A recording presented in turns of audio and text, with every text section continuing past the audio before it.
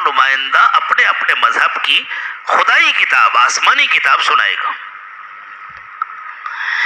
وہ یہودی نے خوب تیاری کی کہ میں جو احکام عشرہ ہیں وہ سناؤں گا، عیسائی نے خوب تیاری کی کہ میں پہاڑی کا واز سناؤں گا، یہ جو بھی مقام کو اس نے تیار کیا.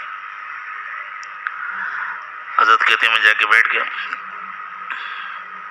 ترتیب یہ ہوتی تھی کہ بھئی سب سے پرانا یہودی مذہب ہے تو پہلے یہودی نمائندہ آئے، پھر عیسائی نمائندہ آئے، پھر مسلمان آئے. تو یہودی نمائندہ کھڑا ہوا، اس نے جیسے ہی پڑھنا شروع کیا تو حضرت کہتے ہیں میں نے صدر صاحب سے کہا کہ میں کچھ کہنا چاہتا ہوں. کہاں کہیے؟ کہ ذرا سنا دیا جائے کیا طے ہوا تھا، موضوع کیا طے ہوا تھا. موضوع طے ہوا تھا کہ ہر شخص اپنی کتاب سنائے گا، تو ان سے کہیے کتاب سنائیں، یہ ترجمہ سنا رہے ہیں. اصل الفاظ تو کسی کو نہیں معلوم. سیدنا موسیٰ علیہ السلام کو جو تورات دی گئی تھی اس کے اصل الفاظ تو نہیں معلوم. وہ ربی صاحب تھوڑی دیر تک کھڑے رہے اور پھر مائک چھوڑ کے آگے بیٹھ گئے. اب وہ جو دوسرے عیسائی تھے ان کی اٹھنے کی ہمت نہیں ہوئی. تو یہودی ربی جو تھا وہ مائک پر آیا اور اس نے کہا کہ ذوالفقار صاحب میں معذرت چاہتا ہوں، اس پوزیشن میں دنیا میں آپ کے سوا اور کوئی نہیں ہے، اصل الفاظ صرف آپ لوگوں کے پاس ہیں، آپ تشریف لائیں اور قرآن سنائیں.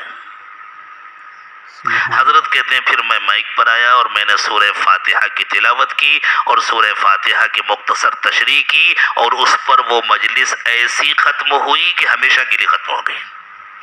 ککڑوں کا دربہ صاف ہو گیا. یہ بصیرت اللہ تعالیٰ نے عطا فرمائی تھی کہ فتنوں کا کیسے مقابلہ کرنا ہے، دجالی فتنوں کو کیسے ختم. کوئی بحث نہیں، کچھ نہیں، وہ خود پھنس گئے اور انہوں نے اقرار کیا کہ بھئی اس پوزیشن میں تو صرف آپ ہیں، صرف قرآن ہے جو اوریجنل محفوظ ہے. اس لیے کہ اگر وہ کچھ سناتے بھی عبرانی زبان میں ایک ایک کوئی سناتا تو اگلا سوال ہوتا کہ اس کی سند کیا ہے، کہ یہی ہے وہ الفاظ جو اللہ تعالیٰ کی طرف سے ملی تھی. کسی کے پاس کوئی سند نہیں ہے، نہ یہودیوں کے پاس کوئی سند ہے، نہ عیسائیوں کے پاس کوئی سند ہے، اور ساری دنیا اس پر متفق ہے کہ حضور پاک صلی اللہ علیہ وسلم نے قرآن جیسا سنایا تھا ویسے ہی ہے. کچھ نادان اس میں تو اختلاف کرتے ہیں کہ قرآن حضور پر اللہ کی طرف سے نازل ہوا تھا یا حضور نے اپنی طرف سے بنا کے سنایا، لیکن یہ کہنے کی کسی کی ہمت نہیں ہے کہ اس میں کوئی تبدیلی ہوئی ہے. اور جن لوگوں نے یہ چاہا کہ لوگوں میں یہ مشہور ہو اور انہوں نے ہزار روایتیں گڑھی، ساری دنیا ان کو جھوٹا مانتی ہے، ساری دنیا ان کو جھوٹا مانتی ہے. یہودی اور عیسائی بھی ان کو جھوٹا مانتے ہیں. یہ سب بکواس ہے، اس کی کوئی حقیقت نہیں. قرآن جیسا حضور اکرم صلی اللہ علیہ وسلم نے سنایا ویسے ہی ہے. ایسی غیر معمولی کشش اللہ تعالیٰ نے عطا فرمائی تھی. دلوں پر ایسا تاثر ہوتا تھا صرف آپ کی شکل دیکھ کر. آپ نے خود زامبیا کے اپنے ایک بیان میں یہ واقعہ سنایا، کسی کتاب میں ہوگا.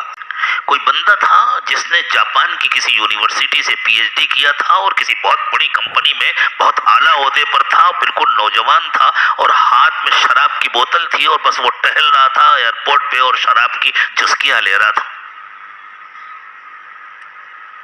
حضرت ایک کرسی پر بیٹھے ہوئے تھے. آپ دیکھیں ٹاپ کیا تھا یونیورسٹی کو اور رہتے کیسے تھے؟ سر پر عمامہ، کرتا، اور یہ کرتا حضرت نے جو ڈیزائن کیا تھا ایک گھنڈی والا، اس کی خاطر دنیا کے ان میوزموں کو جا کر کے خود دیکھا تھا جہاں رسول پاک صلی اللہ علیہ وسلم کے لباس محفوظ ہیں، اور حضور اکرم صلی اللہ علیہ وسلم کے کرتے کو خود دیکھ کر کے پھر ڈیزائن کیا تھا. کہ حضور کے کرتے میں الگ سے بٹن نہیں ہوتا تھا، گنڈی ہوتی. میں یہ نہیں کہہ رہا کہ بٹن لگانا ناجائز ہے یا کوئی اور شکل میں کرتا پہننا ناجائز، لیکن حضور اکرم صلی اللہ علیہ وسلم کا کرتا کیسا ہوتا تھا؟ ایسا عشق تھا ان کو سنتوں سے.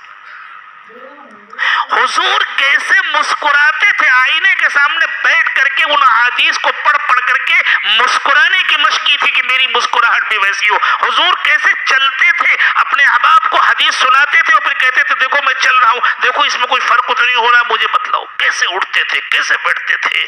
سنتوں کا ایسا عاشق مشکل سے نظر آئے.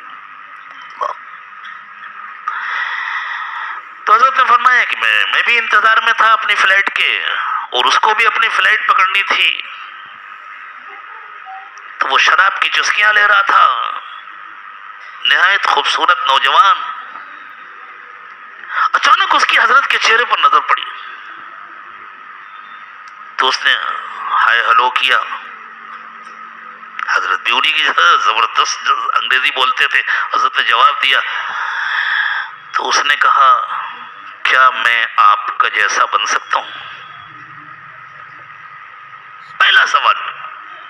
حضرت کہتے ہیں میں نے سوچا اس زمانے کے نوجوانوں کا کوئی بھروسہ نہیں ہو سکتا، اس کو میرا کرتا یا میرا یہ امامہ پسند آ گیا ہو، تو کہا کہ یہ نہیں، چہرہ گورا ہونا خوبصورت ہونا الگ ہے، اور وہ جو نور پھوٹتا تھا نا، وہ رسول پاک صلی اللہ علیہ وسلم کی خاص وراثت ہے، وہ کسی کسی کو ملتی ہے۔ نور پھوٹتا تھا، نور، ایسا لگتا تھا جیسے اندر لائٹیں لگی ہوئی۔ وہ نوجوان اس نے کہا نہیں، جیسا آپ کا چہرہ ہے میں بھی اپنا ایسا چہرہ بنانا چاہتا ہوں۔ تو حضرت نے فرمایا کہ میں تو بوڑھا ہو رہا ہوں، آپ تو جوان ہیں، آپ مجھ سے بھی اچھے بن سکتے ہیں، کچھ مشکل نہیں۔ اس نے کہا میں ابھی آتا ہوں۔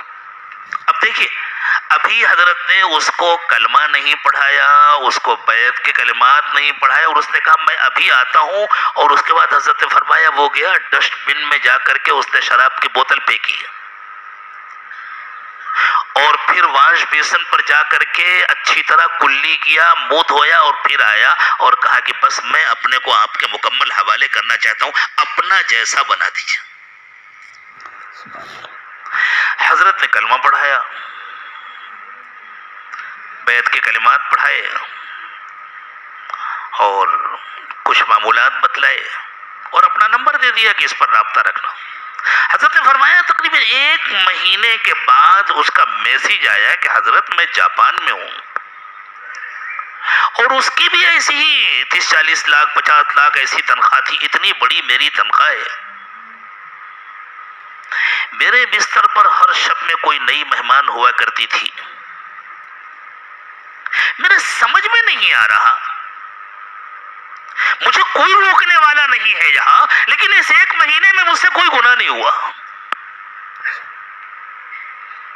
وہ لکھ رہا ہے میرے سمجھ میں نہیں آ رہا کون سی طاقت ہے جس نے مجھے سنبھالا ہوا ہے، مجھے روکا ہوا ہے، اس 1 مہینے میں مجھ سے کوئی گناہ نہیں ہوا۔